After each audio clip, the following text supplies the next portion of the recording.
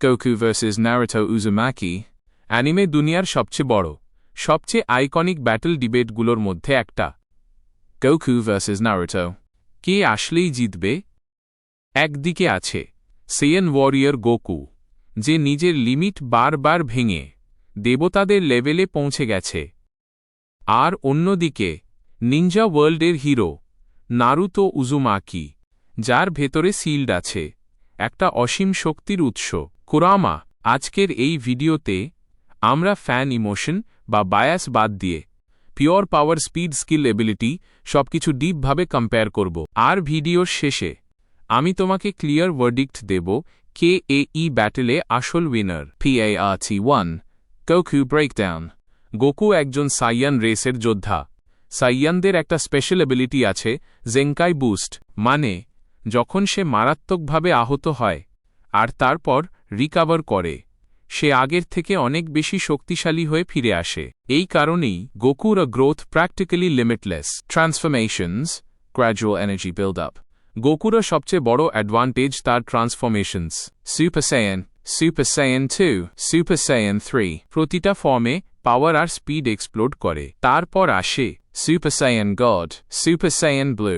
এই লেভেল এ গোকু শুধু স্ট্রং না, সে দেবতাদের সাথে লড়াই করে। আর সব শেষে ultra instinct, slow plus intense tone. এই ফর্ম এ গোকুর বডি নিজে নিজেই রিয়্যাক্ট করে, ভাবার আগেই মুভ হয়ে যায়, অ্যাট্যাক আসার আগেই ডজ হয়ে যায়। মানে তুমি অ্যাট্যাক করার আগেই গোকু অলরেডি রেডি। এই ফর্মে তাকে হিট করা প্রায় অসম্ভব। স্পিড অ্যান্ড রিয়াকশন, গোকুর স্পিড ইনসেইন। সে লাইট স্পিডের থেকেও ফাস্ট। ইনস্ট্যান্ট ট্রান্সমিশন ব্যবহার করে, সে মুহূর্তের মধ্যে টেলিপোর্ট করতে পারে। আর আল্ট্রা ইনস্টিংক্টে থাকলে নারুটো রিয়্যাক্ট করার চান্সই পাবে না। Attack power, strong tone, Kamehameha, একটা অ্যাটাক যা প্ল্যানেট ডিস্ট্রয় করতে পারে।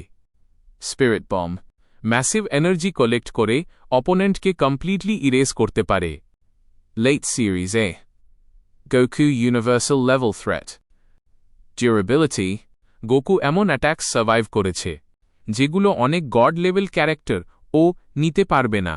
বিরাসের সাথে ফাইট, জিরেনের বিরুদ্ধে দাঁড়িয়ে থাকা, তার durability insanely high. Fighting skill, Goku শুধু পাওয়ারফুল না, সে একজন মাস্টার মার্শিয়াল আর্টিস্ট। সে অপোনেন্টের মুভ পড়তে পারে, পারফেক্ট টাইমিং রাখতে পারে, আর ফাইটের মাঝেই স্ট্র্যাটেজি বদলে ফেলে। লিমিট ব্রেকিং নেচার, গোকু কখনো থামে না, প্রতিটা ফাইটে সে নিজের লিমিট ভেঙে নতুন লেভেলে যায়।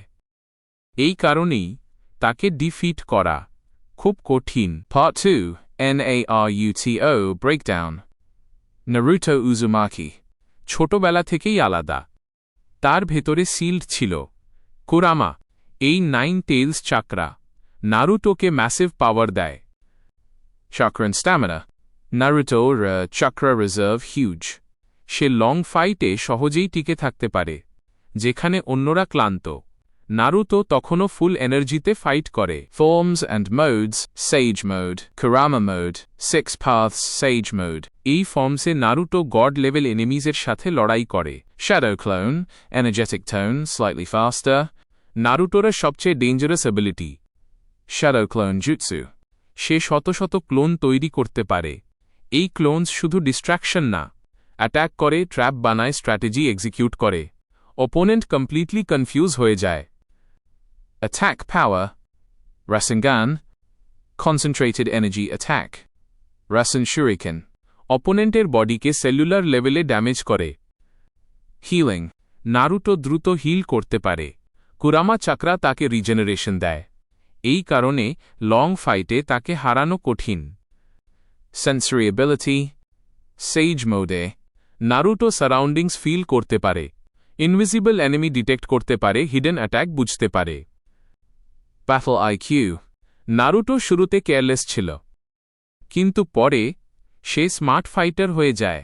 ট্র্যাপ সেট করে, ফেক মুভ ইউজ করে, অপোনেন্টকে আউটস্মার্ট করে। উইল পাওয়ার, নারুতো কখনো হাল ছাড়ে না, যত কঠিন সিচুয়েশন হোক সে শেষ পর্যন্ত ফাইট করে। Final comparison, slightly faster pacing. Strength Goku, speed Goku, durability Goku, strategy Naruto, stamina Naruto. Abilities, Naruto. Overall power, Goku. Final verdict, slow, dramatic, add pauses. তাহলে শেষ পর্যন্ত কে জিতবে? Pause ones.